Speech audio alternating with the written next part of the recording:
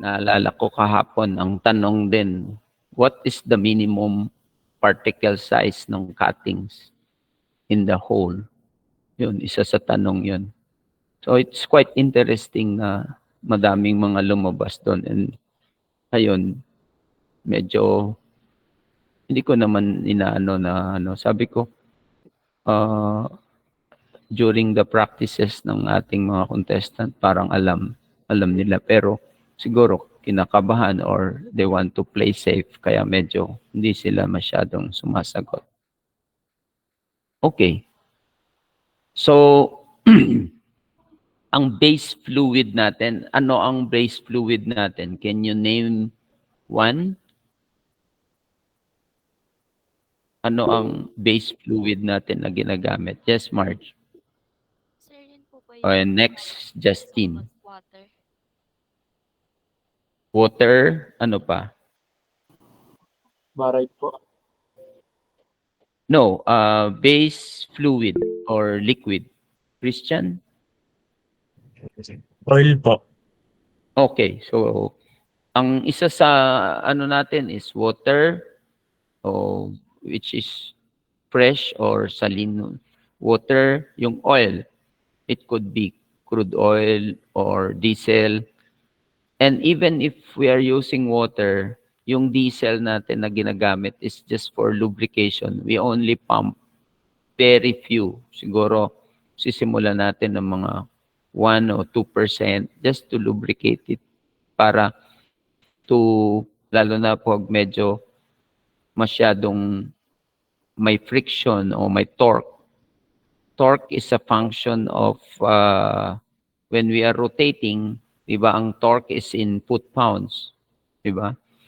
So, since we are rotating, there will be a resistance that will be opposite the direction of counterclockwise.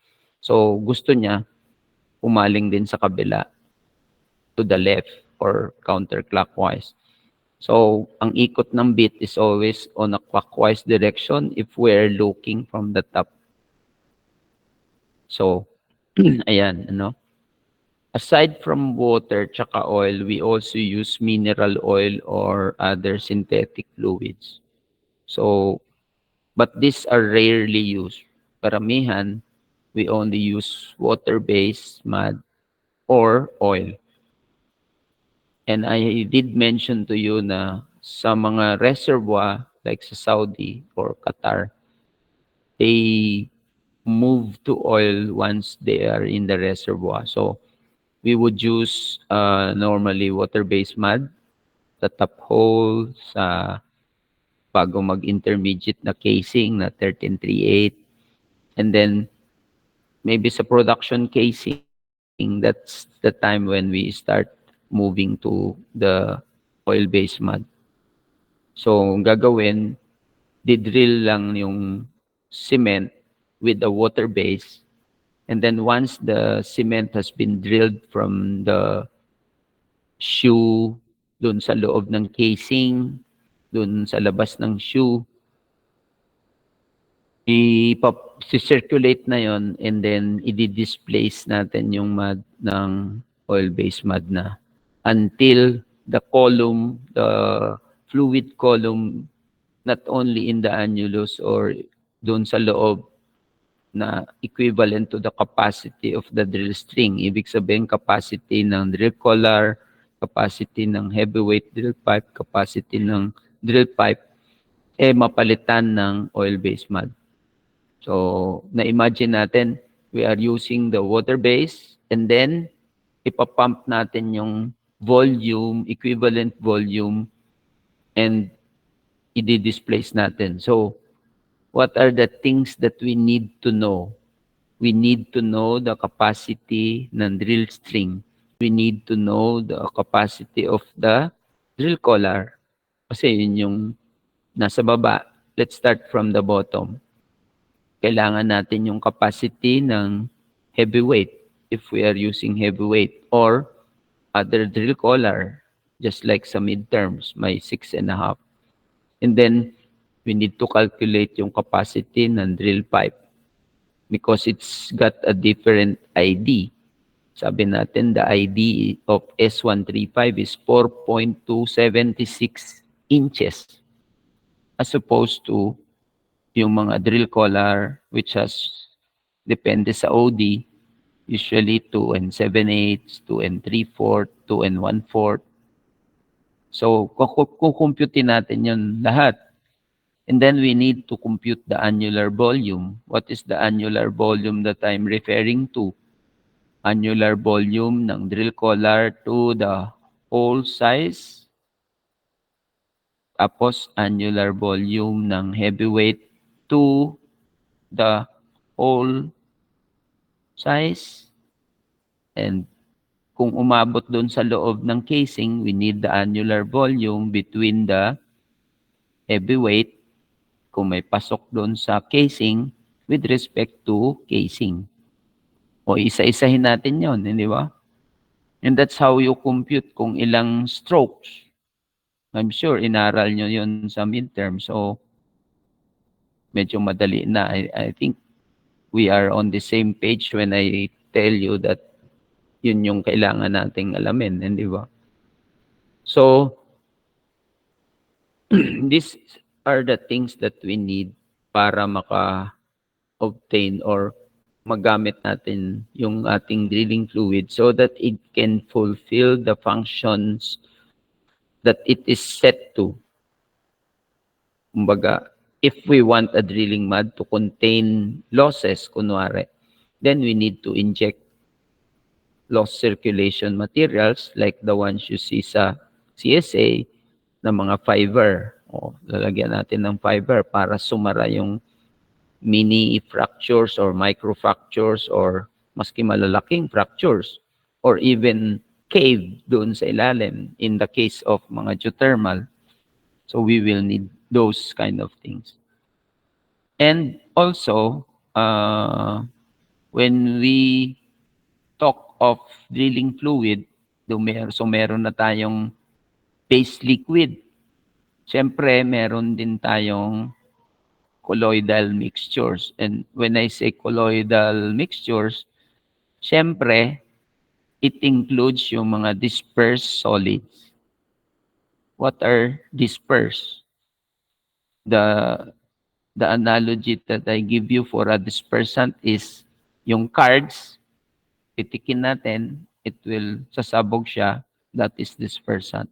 When we collect those cards and then we put it na parang gusto natin ibalasahin, then those are flocculant. And also, we have dissolved solids because we are using those chemicals, so we need to dissolve them.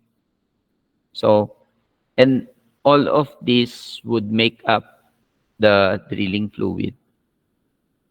So, itong drilling fluid na to, this will be composed of several chemicals, no? Or tinatawag natin mga additives. Of course, yung kanina sabi ko, SPADMAD, it will just be a very simple chemical that will be used. Merong simpleng, baka konting bentonite lang yon, tapos para medyo para bumigat lang ng konti, para ang specific gravity, tumaas-taas ng konti. So, but then, as we move on to the second part, let's say, nag-drill tayo ng 17.5, we will need some additives na to fulfill the function of a drilling fluid, like adding lime, for example. So, we can also use some caustic soda, for example. So, maraming paraan. We just need to understand yung mga drilling additives that what can we use sa drilling additives. So before we do that, we must know yung classifications ng mga drilling fluid. The first thing that I mentioned about the SPADMAD is it is called a non-dispersed system. So, ibig sabihin ng ng non-disperse as opposed to disperse. Yung disperse, meron na siyang mga deflocculant tsaka mga filtrate reducer. So what do I mean by those? Meron na yung ginagamit na lignosulfonates, merong they come from lignite and other chemicals to address specific mud properties. And meron din tayong mga tinatawag that is called calcium-treated mud system because they use calcium and magnesium para ma-inhibit yung pag-hydrate ng clay. Because na-mention ko sa inyo yun that when we do have a clay, nagsiswell siya, di ba? And then, pag nagsiswell, it promotes, it can create a drilling problem. It can lead to a stuck pipe. Yun. So, kahapon one of the question was, what are the controls when you are doing some directional drilling? And one of our quizzer answered stuck pipe. So this morning I said, stuck pipe is just an effect of application of parameters like weight on beat o kaya use of stabilizers. Yung control doon is the dogleg severity. So I had discussions before I come to the class. Parang naulit ko lahat yung mga tinanong sa kanila. Siguro, sabi ko nga medyo kinabahan ng konti or they just want to play safe kasi baka lalong lumiit yung score. Anyway, we win naman. Sabi ko, it's okay. No problem. Pero, just the same, parang na-mention ko lang because maybe Doria will still represent next year. The others, wala na, graduating na. So, medyo ano na. Okay, we have also polymer. Ano yung mga polymer? They are the ones used para ma-increase yung ating viscosity, ma-reduce yung filtrate para lalong ma-stabilize yung borehole. Karamihan sa mga polymer, they are called KCl polymer. Yun ang most popular mud system that is being used, which is potassium chloride polymer system. We also have some low solids mud system. Ano yung mga low solids? Kasi ang solids natin, it is better. Nakalagay dito should not be higher than 6 to 10%. Pero ang solids natin should always be less than 2. Yan ang karamihang ginagamit sa well. Should not be higher than 6 to 10. But normally, pag ang solid mo is lumampas ng 2, medyo kabahan ka na because it will have a detrimental effect doon sa motor mo, for example. Yung motor, pag maraming solids, because the composition or the part of the motor is a rubber called a stator.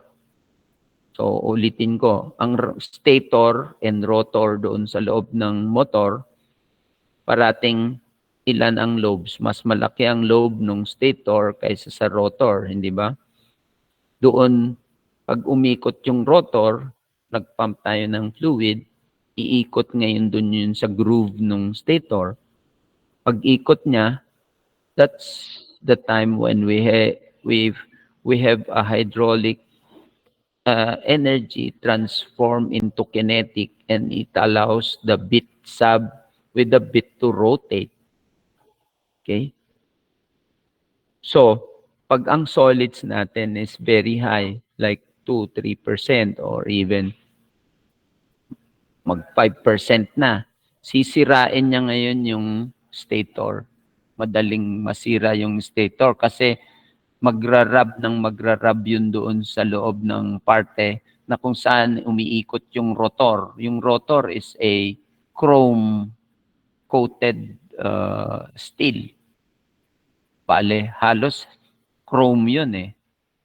Maliit lang na porsyento yung steel nun. So, ipipress niya ng ipipress doon sa surface ng or lobe ng stator, and such that pag may solid ka in between, mapipress din yung solid doon sa loob. Or pwedeng ma-stuck yung mga solids doon sa loob, and then imbis na iikot yung rotor, hindi na siya makaikot. You imagine the nangyayari. Imagine niyo na, let's say, I would say karamihan ng rotor sa stator is about 18 feet. Pag napasukan nyo ng, let's say, sabihin natin ng kalahati na solids na hindi makaalis, paano pa iikot ang ating rotor dun sa loob ng stator? Hindi na, di ba? What will happen? It will create high pressure. Pag nagkaroon ng high pressure, hindi na siya iikot, lalong masisira yung stator. It's called chunking. Ang tawag doon, chunking. C-H-U-N-K-I-N-G. Chunking means that when you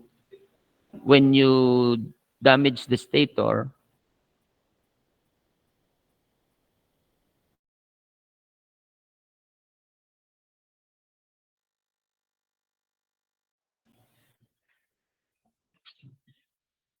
okay, pagka nag-chunk yung stator natin, lalabas at lalabas yun sa shaker.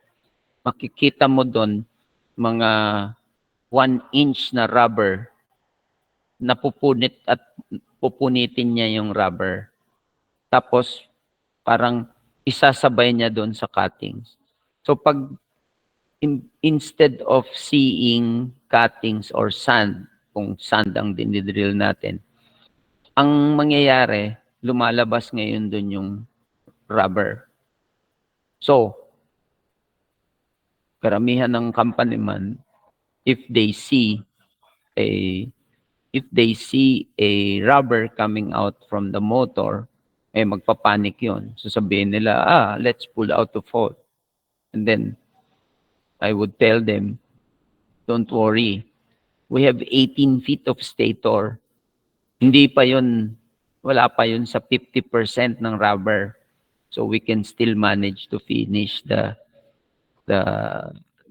drilled part using the motor. Hindi pa tayo mahuhulugan ng rotor sa loob ng hole dahil wala nang rubber dun sa loob. So, to prove my point, minsan, i-weigh ko yung rubber na nakukuha. And because there is a specific helical shape of the stator, we can calculate the weight of the rubber inside, assuming that we have this specification, etc. Meron naman yung ID and OD. Kasi mini-measure yan ng isang motor technician. Yung pinaka-retest ng stator, mini-measure. Tapos yung point-to-point naman ng lobe, yung pinaka-rests. Kumbaga, yun yung pinaka-taas nung doon sa lobe. Na-imagine nyo ba yun? May mga grooves yun.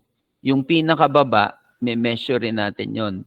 Tapos may measure rin natin yung pinakataas. That's what the motor technician do. Tapos, i-compute natin yung fit. Ibig sabihin ng interference fit, it's the gap between the rotor tsaka yung stator. Para pag ikot niya, may tamang iikutan pa siya. Hindi siya masikip. Now, assuming na taas ang temperature, for example, sa mga geothermal, then, i-account natin yung expansion ng rubber doon sa ilalim ng hole para yung ating interference fit tumama. You imagine yung ganong kasusi para masusing paglalab. Diba nung nagpunta tayo sa SDI or sa Halliburton, nakalabas lang yung rotor doon sa stator. Sinusukat yon, may pangsukat yon. It needs to be measured kasi pag hindi natin minessure yon, yung pag-expand ng rubber doon sa ilalim ng hole, dahil may coefficient of linear expansion, di ba? Yung alpha. So if nag-expand yon, sisikip na yung ating rotor doon sa stator. Hindi na siya dadaan. And pag umikot ng umikot yon, meron pang solids in between that interference na sinasabi or the gap, lalong magiging problem na. You follow me? Yes po, sir. Okay, so ilan ang porsyento ng solids na karamihan na mini-maintain? Lower 2% po. Okay, lower than 2%. It should not be what? Higher than? 2% po. It should not be higher than 6 to 10. Ay, sir, tanong ko lang Yung po. 2% is tolerable pa. Ibig sabihin, yung mga 1, 2, okay, yung 3, medyo tolerable pa. Kasi na-measure natin yung mga solids because the mesh screen dun sa shell shaker is an indication of the solids that we are getting from downhole. Kung nasasala niya yung screen using a special mesh size, merong mesh size yan, di ba? For each particular of mesh, there is a certain size that is meron siyang size. Halimbawa, mesh 20. Meron siyang size. O sasabihin, kuha ka nga ng mesh na ganitong number, mesh 50. If you look at the tables, you go to the internet and then you can see, ito pala, micrometer certain. So meron yan size. Yes, Marge, what do you want to, sorry. Sorry po, sir, for yung na-interrupt po kayo kanina. Tanong ko lang po, Okay lang, ibig okay lang. sabihin po, kapag 2 to 3% po, kaya pa po siyang i-manage ng ating, yung sa rotor po, tsaka yung pero pagdating Yes, na po oo. ng 6 to 10%, yun na po yung parang unti-unti na nasisira po yung ating motor po dun sa Yes. Oo. And Okay. I'm not only referring to the motor. Posible din mag-plug kasi yung MWD. Yung MWD kasi, meron siya sa loob na part din na iniingatan. Ang tawag doon, turbine. Although the MWD has their own battery, mga lithium battery, meron siyang mechanism doon that once it's downhole, it could generate its own power through its turbine alternator. It's called turbine. So, yung turbine na yon, chrome din yon, na pag hindi natin trinit yung mga solids, they could easily wear out the turbine. Or mag-plug din doon sa top ng turbine. Makikita natin yon sa logging sa MWD that there will be a corresponding increase doon sa turbina. And pag nag-increase na yon, it's an indication na either may solid ka or na-stuck din tayo because anything above that part or the turbine, ang pressure natin is nag-iba na eh. It can detect the difference or the varying pressure from a normal drilling process to an abnormal one. Or something happened to the tool. Naputulan, for example. Naputulan at naputol yung ating string. You can see it from the turbine. Merong siyang number na tinitingnan. And pagka lumiit yon or lumaki, For example, na stack, naiiba na yung ano, yung number na yon. So it's also an indication ng in a way it could give us some clue as to the solids content. Pero the mud engineer will still monitor the solids, the percent solids, because the mud engineer usually with the help of drilling technicians o mud technician na tinatawag, they are the ones who take the property every 3 hours. Kaya sa drilling report, laging merong every 3 column yon. Halimbawa, kinuha yung sample at this time. Halimbawa, sa shift ng isang mud engineer, pagpasok niya, kinuha niya at 6 o'clock. Kukunin niya ulit yon 9 o'clock. Kukunin niya ulit 12 noon. Kunin niya ulit 3:00. And then paglabas niya ng 6, kung 6 to 6 ang work niya, kukunin niya ulit yon. Para pag nag-hand over sila nung kasama niya na mud engineer, eto ang properties na meron ka. Kung kailangan i-treat because medyo mataas yung ganito o magdadagdag ng bentonite para sa ganitong filter.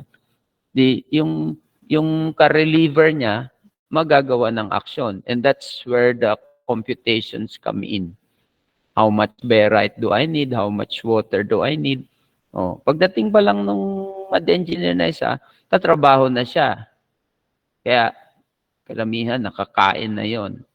Kung 6 to 6, kumakain na yun ng mga 4:30. Kasi pagdating mo doon, baka wala ka ng time kumain eh.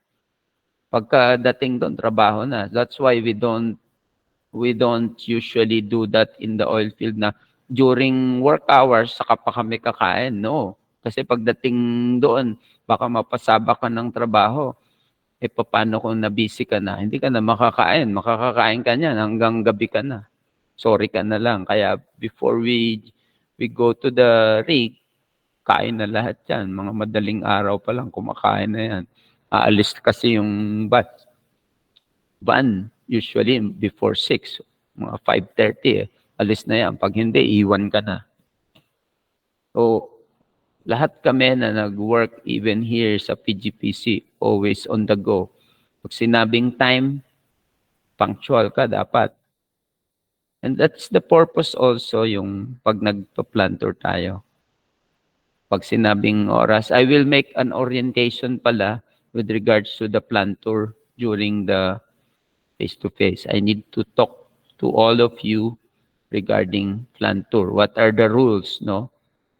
Kailangan may rule tayo para guided tayo lahat dahil hindi ko kayo mababantayan or namin kayo mababantayan na lahat, ano? So, before I forget, kaya ako nabanggit yung planter is we are going to have an orientation and we need to take pictures also that we conducted orientation to be submitted to CHED. So, if I forget, please remind me then. Pero for sure, I will do that. All of the sections, kailangan kong kausapin kayo for the plant tour. Okay? Okay, so i-continue ko yung ating discussion about saturated salt mud. Ano naman yon? Actually, isa din ito sa tanong kahapon. I think, what is the property that needs to be measured to determine if it has certain qualities and it is still within its parang nilalagay niya na it's within a normal something. And then sabi ko, chloride yun, chloride. Of course, hindi nasagot. Hindi rin natin nasagot. So, anyway, ang measurement dito is chloride content. Para saan yung chloride content? The chloride content pala, ang value niya is 6,289,000 ppm. So, there is a specific measuring or method to measure the chloride content, and then they can convert it to ppm or parts per million. So, minomonitor natin yung mga chlorides na yon. Okay. Let's go to the other base fluid, which is oil-based mud system. So, dito, marami na namang klase. Una, yung inverse emulsion. Yung inverse emulsion, yung water is the dispersed phase at saka yung oil ang nasa continuous phase. Kaya ang tawag doon, water in oil. Iba yung oil in water, ha? Sa emulsion mud, yung oil is the dispersed phase and the water is the continuous phase. Oil in water mud.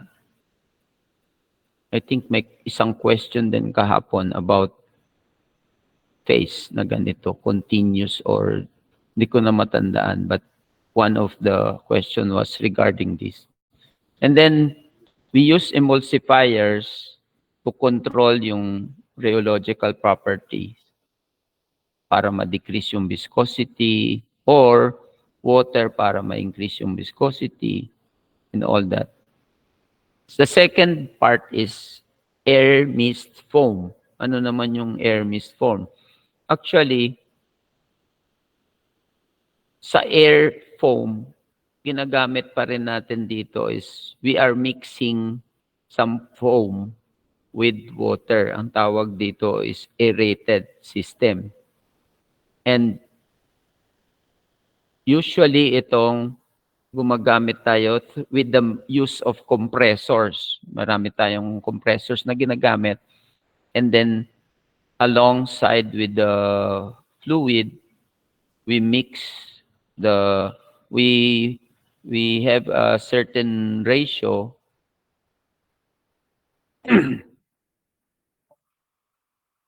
Ito lang kunin yung, sorry, kunin yung mga plastic. Sa likod kasi yung mga steel na yun. Okay, sorry.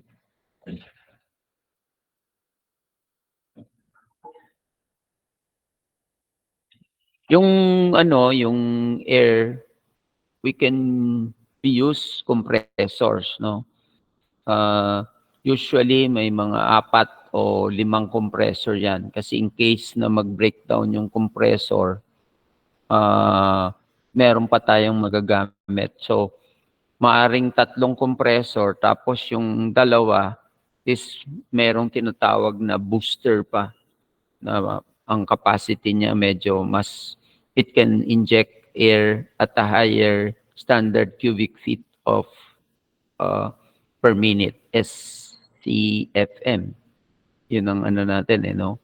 So, foam drilling, ito yung ginagamit, but we still employ liquid, no? And they are the ones that are used lalo na sa geothermal. Geothermal kasi when we lose circulation, bale, hindi na tayo makagamit ng fluid because it goes into the fractures or yung sa formation mismo. Instead of mixing another water-based fluid, ginagawa na lang natin is we can go back to the non-dispersed, meaning nataas na viscosity, tapos gamitan na natin ng air. Yung air kasi, yun ang tutulong para mailabas yung cuttings. Because hindi na natin makita yung cuttings basically. Pag loss circulation ka na, wala nang lumalabas na cuttings, lalo na kung tinatawag na total loss. Kung partial loss, if say we are using only 300, 400, 500 barrels, nakikita pa natin kahit papano yung natitirang cuttings. Aside from those na napupuntan fluid doon sa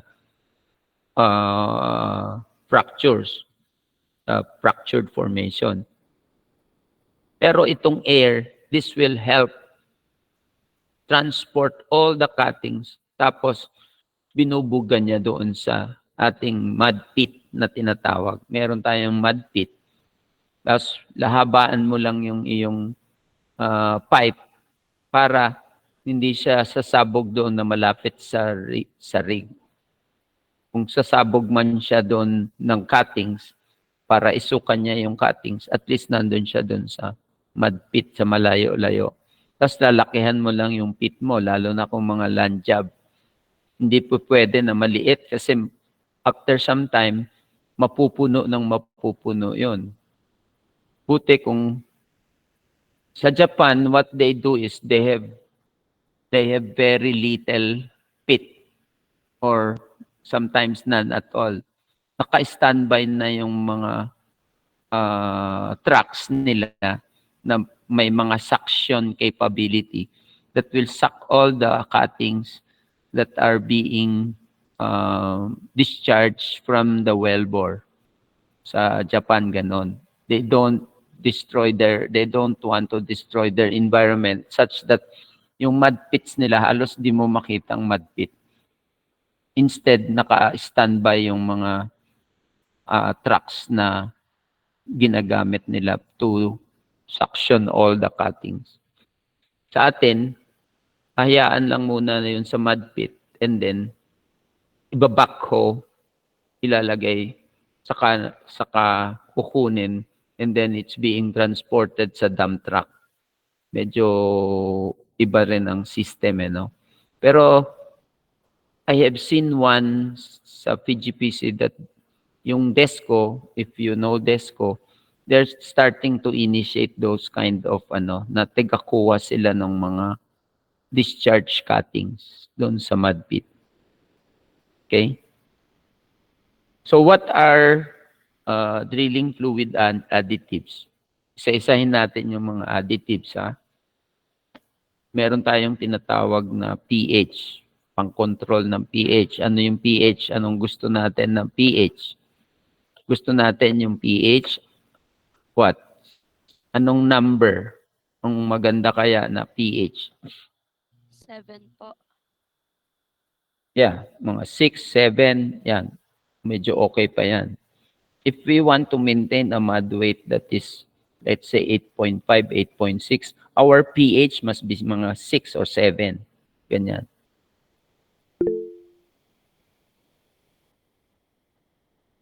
Yes. Sir, may tatanong lang po ako regarding po kanina sa paggamit po ng bentonite. Di ba po siya clay? Oo. Pag gayon po, gaano po karaming percentage of water yung dinadagdag natin? Kasi diga po usually parang 44% po yata yung ating weight of water na ginagamit sa cementing. Oo. Sa cementing, ang ano kasi doon is the ratio ng water with the cement. Dito naman, in our computations, we will be dealing only with water. Kaya, not so much about the water to cement ratio na katulad sa cementing. So, dito, i-illustrate ko ulit kung hindi nyo natatandaan. I think I wrote it in the board one time about material balance lang ang gagamitin sa fluid. We will come into that paano kino-compute. Kasi ima-material balance lang natin. Whatever we want, how many fluid that we need, kung ilang barrels. Because ang mga rigs has their own tank. Bawat tank may capacity. Kasi I think nasabi ko sa inyo yon na meron silang stick na para makita nila kaagad, naka-mark na yon, para malaman nila kaagad how much mud volume do I have per tank. Or in the rig, let's say, assuming we have 8 to 10 tanks na parang maliliit na container ang size nun 20-footer, 20-footer, 20-footer. Let's say may mga 6 ako na ganon. Alam ko na kaagad kung ilang barrels of mud ang kailangan ko. And then if I need to mix a bentonite, then I just need to compute.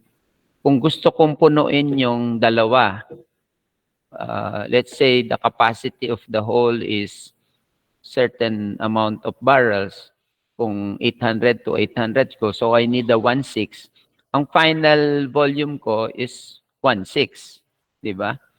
So, I can then put through the material balance volume ng water and then multiplied, since density is equal to mass over volume, I can multiply that with the density, and then I can put in the density of the bentonite times the volume that I need, and then dun sa final volume ko 1,600 barrels ang kailangan ko eh.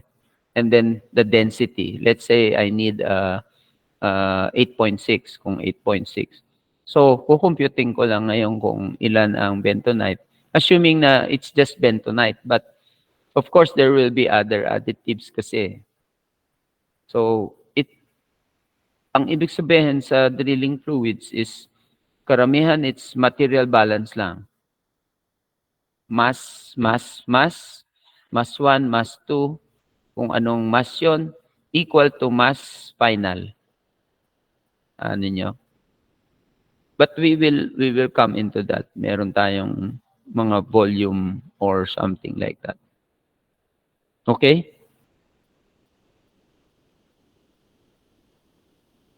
Yes po, sir. Okay.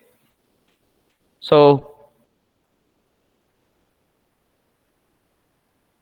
meron din tayong ginagamit na mga calcium reducer na tinatawag. And kasi yung mga calcium reducer na yon are very important, and the very common ginagamit sa drilling fluid is the caustic soda. Yung caustic soda kasi is a very good source for calcium reducer because yung mga calcium reducer, they would tend to reduce yung mga contamination. So, they usually come from anhydrite and gypsum. And yun nga, they come as soda ash, bicarbonate ng soda, tsaka yung iba polyphosphate. And then, kasabay nito, itong corrosion inhibitor. Pero ang usual practice sa industry is not to mix the corrosion inhibitor sa mga drilling fluids. Ang ginagawa, it is being used directly mismo doon sa drill pipe na lang. Paano ginagamit siya? Nakatimpla siya ng separate into 20 liters. Pag dinala sa rig floor, usually mga corrosion inhibitor is naka-set aside siya.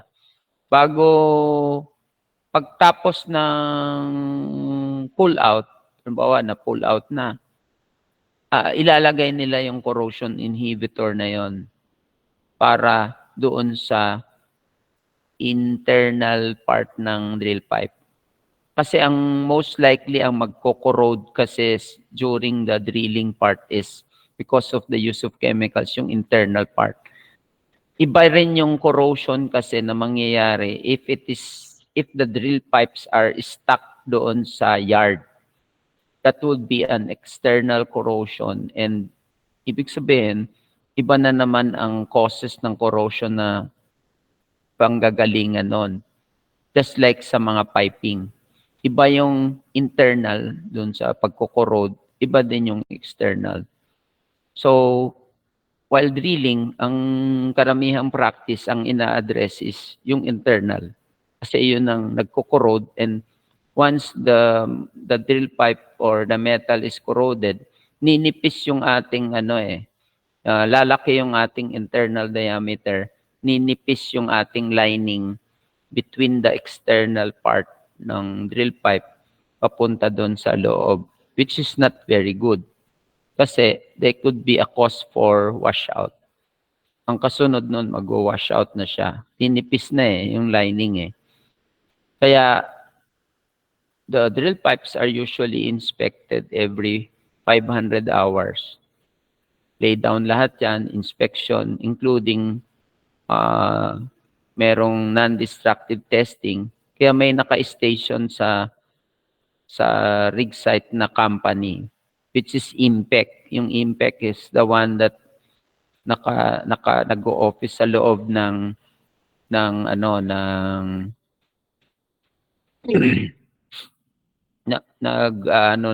sa loob ng SDI. Sila yung company nag-inspection. Karamihan kasi sa mga directional drilling company may inspector na sa loob para hindi nila ipo-pull out yung lahat ng mga subs bago buuin yung motor. I-inspectin na doon. Hindi pwede siyang buuin kasi na walang inspection. As in any other drilling tools, lahat ini-inspect yun bago ipadala doon sa client. Pag walang inspection, pag hindi mo nakita yung inspection, pwede kang mag-refuse na hindi mo siya gamitin sa butas. I did that one time sa Biliran. I was asking for the inspection report ng isang tool and then they could not find it. So sabi ko, hindi ko sure siya kung na-inspect o hindi. Baka mamaya matwistopan pa tayo niyan. So the drilling superintendent then could not force me into running the tool. Walang inspection eh. Mahirap naman, di ba? Or, pwede, signan nila na, okay, silang bahala. Ni-run na walang inspection report. Eh, paano ko nahulugan? Sino na ngayon ang liable? Okay. Meron din tayong tinatawag na defoamers. These are used to foaming. Kasi kung masyado ng ma-foam yung ating mud, hindi na rin maganda. Parang ang nangyayari, yung ating kasing mga, it has something to do with surface tension kasi. And pag nagpo-foam siya, mapiprevent natin yung mga additives to fully react with the other chemical and to be mixed in the drilling fluid. Kaya rather than do that, we use a defoamer na Meron din tayong emulsifier kasi yun nga, we want to mix water in oil or oil in water as the case may be depending on the type of the base fluid. We need to create a homogeneous mixture. Ito yung mga lignosulfonates, tapos mga fatty acids na ginagamit. And we also have filtrate reducer para ma-reduce yung amount ng water that are being lost to the formation. Ang pinaka-common here is the sodium carboxymethyl cellulose. And I think one of my first advisee was the extraction of CMC from water hyacinth. So we extracted the CMC from the water hyacinth and tried to use it as one of the additive. And it did become a filtrate reducer after the test. Yun. Pero the most common here is starch. Kasi yung mga CMC na yan, ang kinakailangan mo is magkaroon ka ng mga starch. So, or bentonite, yung tinanong kanina, bentonite. We also have flocculant, no? Para they can cause the colloidal particles in suspension to form o into bunches, yung magbuo-buo para it can cause the solids na magsettle. Ang pinaka-common is salt or hydrated lime or gypsum. Yan, mga yan. So marami pang other materials like I mentioned yung lost circulation materials for lost zone. And gumagamit tayo ng lubricant also for in case na nahihirapan tayo mag-drill o mag-slide using the motor. Pag sinabing slide, we stop rotation and then we just use the flow rate, and then we want to achieve a desired direction, o kung gusto natin mag-build, o kung gusto natin i-turn yung well to the left or to the right. And then pag nahirapan tayo, we can pump some lubricant to reduce the torque. So, pump tayo ng mga diesel just to lubricate it. Sometimes, pag hindi, we can increase to 1, 2, 3% and then see the effect. Hindi naman masyadong marami, especially in the water-based mud. Kasi maapektuhan na yung properties natin. And then eventually, mahirap na i-treat yung mud pag na-alter na yung masyadong property niya. We also have shale control inhibitor, just like what I mentioned, yun yung mga gypsum, para makontrol natin yung hydration. Ito kasi yung hydration is a property ng shale na very common. Ibig sabihin, karamihan ng shale are prone to this kind of phenomenon. Diba, being a clay, maraming nangyayari. We tend to think clay as a very parang ano bang description dyan? We tend to think of it as parang hindi siya impenetrable. Tama ba yon na term ko? We tend to think of it as parang hindi natin siya mapapasok ng ibang chemical. But actually, if we look at it on a microscopic level, and due to its characteristics ng clay, maraming pwedeng mangyari, and then it could cause a lot of trouble sa ating drilling process. That's why it's been the subject of studies since a long, long time. And even in terms of production, yan yung mga nire-researchan nila, how to produce the gas from shale. Yan, kaya tumaas yung mga production ng US because they've been producing gas lately from shale. How? Hydraulic fracturing, acidizing. Yun, binigay din yung question na yun kahapon sa finals. Meron akong natatandaan. And then also we need to also have some surfactants. These surfactants are being used to reduce yung interfacial tension. Pag sinabi natin interfacial tension, ano yun? What is the difference of the interfacial tension and surface tension? Diba pag sinabi natin na surface tension, that's a solid to liquid, di ba?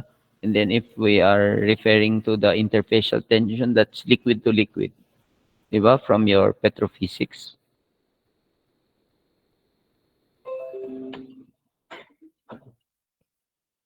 Okay, so weighing agents, alam naman natin yun, yun yung mga barite, hematite, galena. What is the specific gravity of barite? 4 point something, no? 4.24. Hematite is 4.65. Okay. Ito yung tandaan natin. Ito yung kaninang mini-mention ko about the material balance. So basically, the calculation for drilling fluids is all about using material balance. And they are used for calculating volume sa density when two or more insoluble materials are mixed together. So that is why we represent them as B1 or volume, and then W1, let's say rho 1 plus B2, W2 here, pero we can put it as rho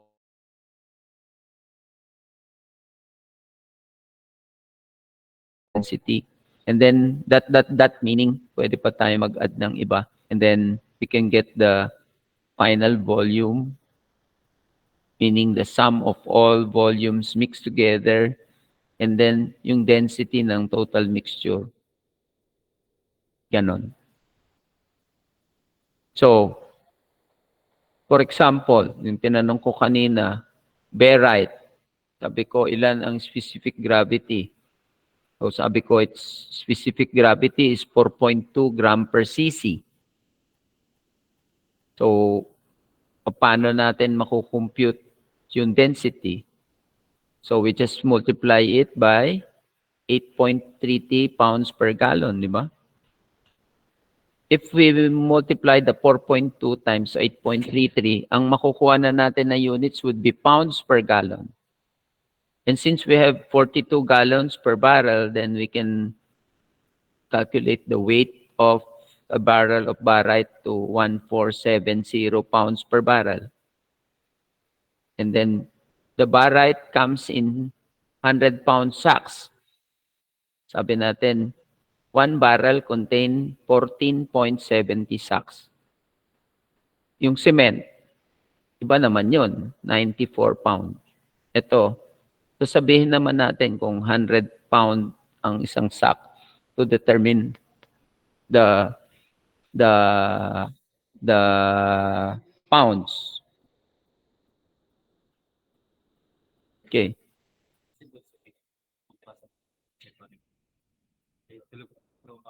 Mm. Mm. So, ang weight ng ating gallon of barite would be 8.33 pounds times 4.2, 34.9 pounds per gallon. Let's try to think of hematite. Hematite, ang specific gravity is 5 gram per cc. So again, if we want to get the weight of a barrel of hematite, we can multiply the 5 by 8.33 to make it pounds per gallon, and then multiply it with 42 gallons per barrel, and get 1749. Medyo mataas-taas na, syempre, kasi, or mabigat na siya per barrel because the specific gravity is much, much higher than barite. And then, if we multiply the 5 or the specific gravity by 8.33, 41.65 pounds per gallon. Now, let's say we have a light oil. Light oil, 0.82 ang specific gravity or SG. So, 6.8 lang yan na pounds per gallon.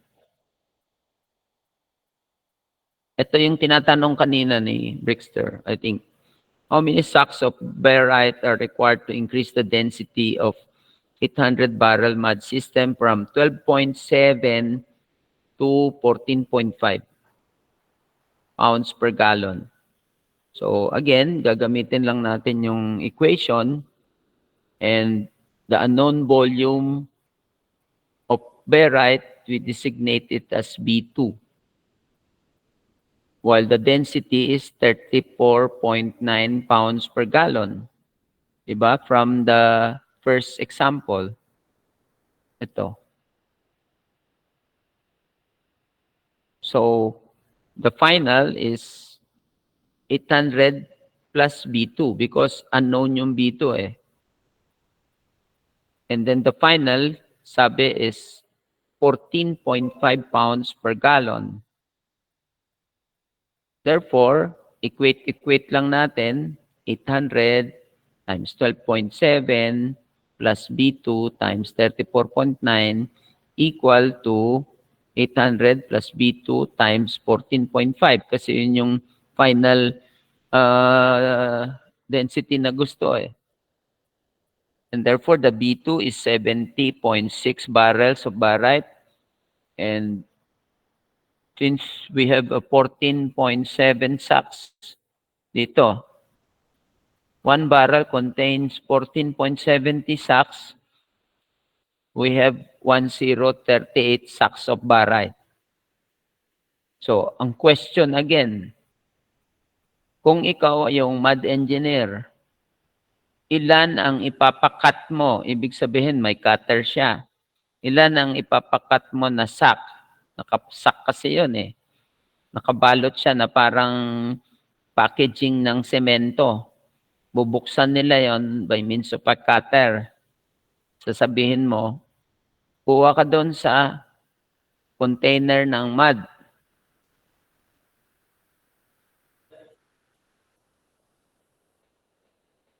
No. Plastic. Plastic lang para.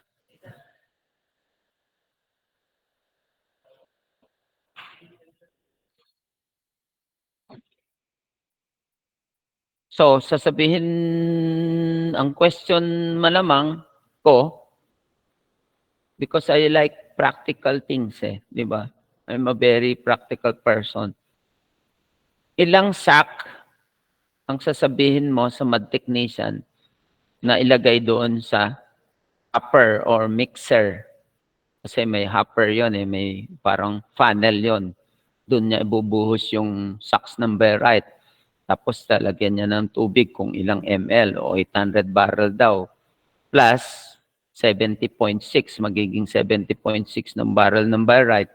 So lalagyan niya ng tubig na 800.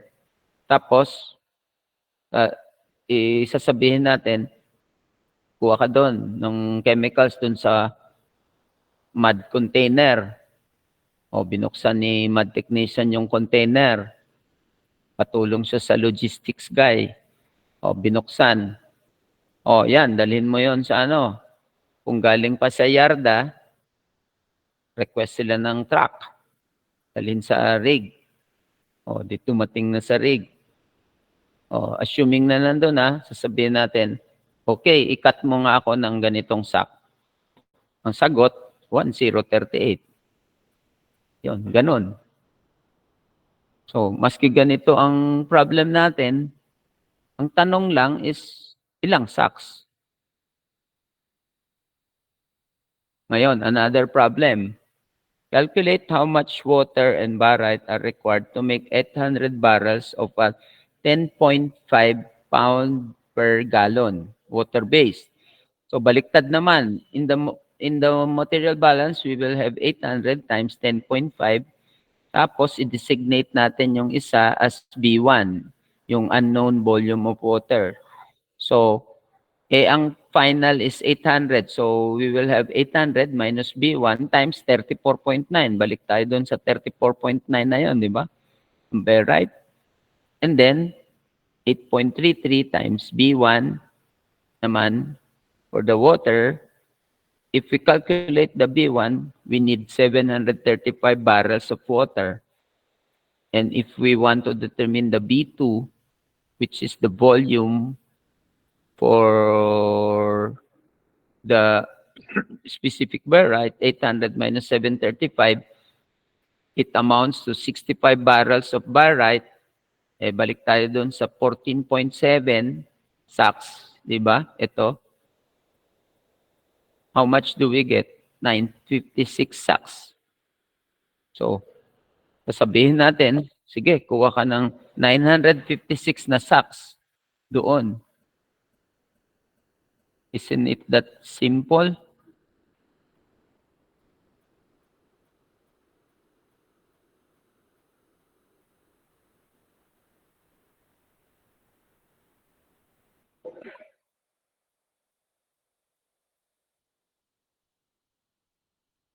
Okay.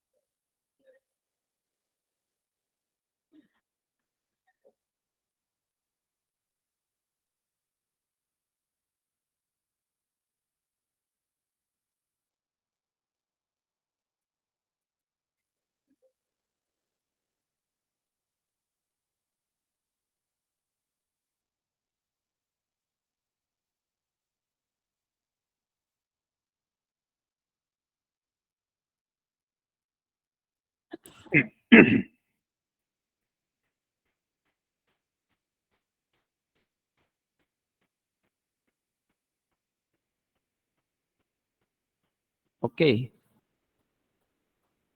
Please do the following exercises.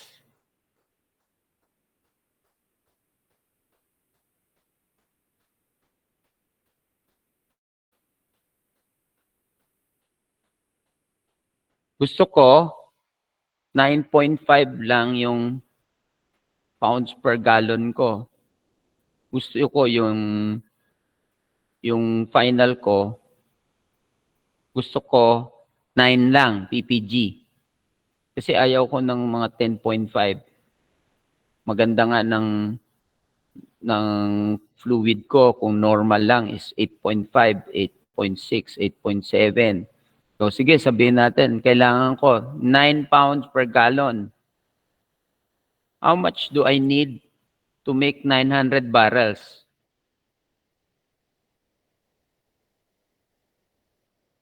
Sir, wait lang po. Bali po, ang hinahanap po natin ay yung final weight na 9.5. Yes. Tapos yung volume po na gagamitin namin is 900 barrels. 9 point, hindi. Ang hinahanap is 9 pounds per gallon, 900 barrels din.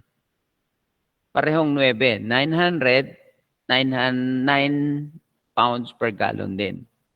Kasi karamihan ng mud is nasa 8.5 to 9. Pag mga 10, may kick ka na nun. Medyo masyado na mataas yon. So pero for our exercise, we just need 900 barrels at 9 pounds per gallon. What is the volume of water that I need? Sige. Paki-set nyo dun sa dito.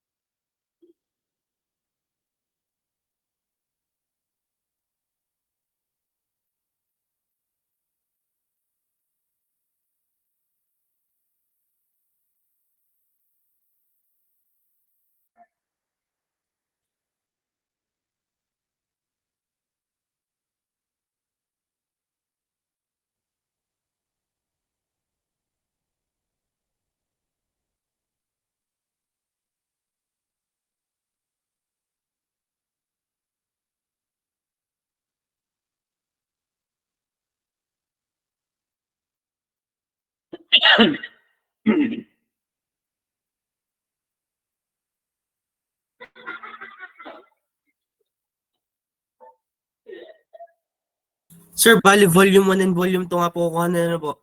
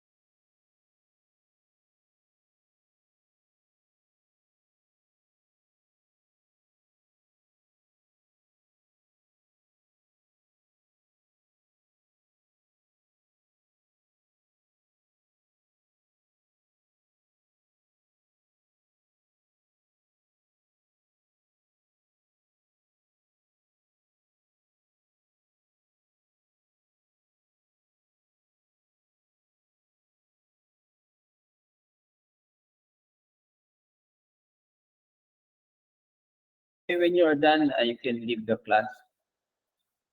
I'll see you next. Thank you po. Thank you po. Thank you. Thank you Thank you. po.